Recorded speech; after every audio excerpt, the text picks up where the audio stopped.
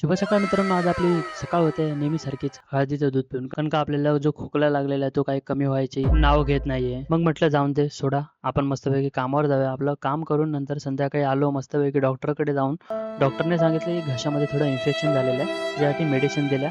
त्या व्यवस्थित मेडिसिन घेतल्या आणि निघालो आपल्या कामासाठी. म्हणजेच उद्या आपली बिल्डिंगची जी पूजा आहे, तर पूजेची तयारी करण्यासाठी आम्ही सगळे मित्रपरिवार खाली आलो आणि ही पायरी घेऊन चाललेलो होतो गेटजवळ. तर हा बघा कसा नाचून त्याचे ठुमके दाखवतोय.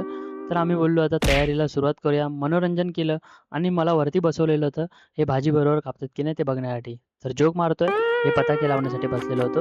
नंतरला पताके वगैरे सगळे लावून घेतले. आपलं काम एकदम डन झालेलं होतं आणि नंतर मला थोड्या वेळात बसवलं दुसऱ्या कोपऱ्यावरती. कारण का इथले जे पताके होते ते एंडिंगचे लावायचे बाकी होते.